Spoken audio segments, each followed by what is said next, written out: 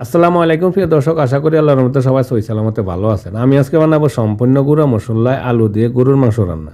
গরুর মাংস রান্নাটা অনেকে জানেন, কিন্তু আমি যেভাবে রান্না করছি তা আপনাদের মাঝে শেয়ার করেছি, হয়তো আপনাদের ভালো লাগতে পারে। তাহলে চলুন রেসিপিটা দেখে নিই।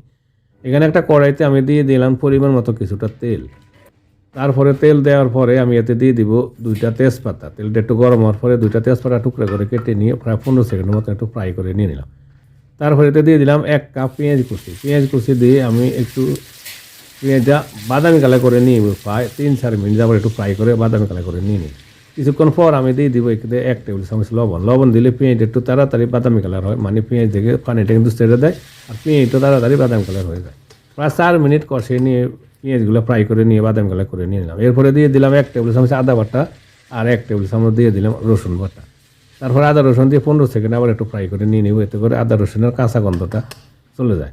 তারপর আমি দিয়ে দিব 2 চা চামচ হলুদের গুঁড়ো, 2 চা চামচ দিব শুকনো মরিচের গুঁড়া, 1 চা চামচ জিরা গুঁড়া, 1 চা চামচ দিলাম ধনিয়া গুঁড়া আর 1 চা চামচ কারি পাউডার, আধা চা চামচ দিলাম গোলমরিচ গুঁড়ো, আধা চা চামচ দিলাম এলাচি গুঁড়ো আর আধা চা চামচ দারুচিনি গুঁড়ো। সম্পূর্ণ গুঁড়ো মশলা আমি আজকে মাংসটা রান্না করে নিয়ে নেব, এই জন্য এখানে আমি কোনো আস্ত গরম মশলা বা গোটা মশলা ব্যবহার করি না। এবার একটু পানি দিয়ে দিলাম যাতে মশলাগুলো পুড়ে জ্বলে না যায়। পানি দিয়ে প্রায় 4-5 মিনিট আমি ভালো করে মশলাগুলো কষিয়ে নিয়ে নিলাম। দেখুন মশলাতে কিন্তু তেলটা ছেড়ে দিয়ে দিছি। মশলাগুলো ভালো করে কষিয়ে নেওয়ার পরে এবার আমি মাংসগুলো একটু কষিয়ে নিব। এখানে 1 কিলো গরুর মাংস আমি হাড় এবং চর্বি সহকারে মিডিয়াম সাইজের টুকরা করে কেটে ধুয়ে সাফ করে নিয়ে নিছি। এবার মাংসগুলো দিয়ে আমি ভালো করে একটু কষিয়ে নিব, হাইটে রেখে 5-6 মিনিট যাবার। প্রিয় দর্শক, আশা করি রেসিপিটা আপনাদের পছন্দ হবে। রেসিপিটা পছন্দ হলে একটা লাইক করবেন, একটা কমেন্ট করবেন প্লিজ, আর আমাদের চ্যানেলটা সাবস্ক্রাইব করে সাথে থাকার জন্য অনুরোধ করবো প্লিজ। ঢাকনা লাগিয়ে দিলাম আর 6-7 মিনিট আমি হাইটে রেখে মাংসগুলো একটু কষিয়ে নিয়ে নিলাম। এর মাঝে কিন্তু অফ ক্যামেরা আমি একবার নাড়া দিয়ে দিয়েছি, আবার একটু নাড়া দিয়ে দিব।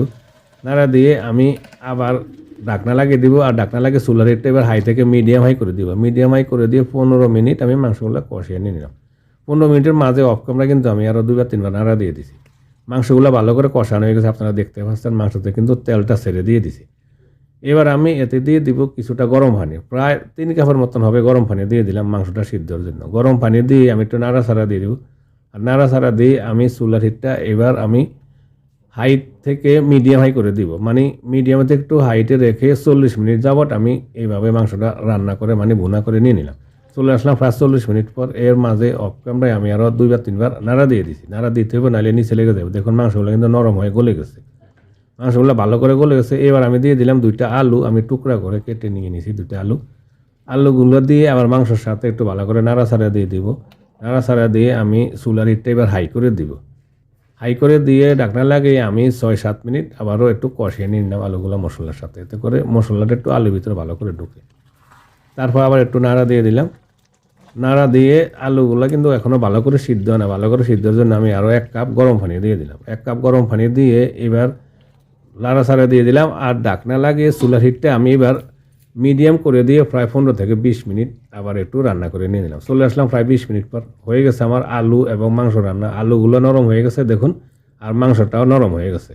এভাবে আপনারা খুব সহজ পদ্ধতিতে আপনারা আলু দিয়ে গরুর মাংসটা রান্না করে নিয়ে নিতে পারেন, আর গরম গরম পরিবেশন করতে পারেন ভাত, পরোটা অথবা রুটির সাথে।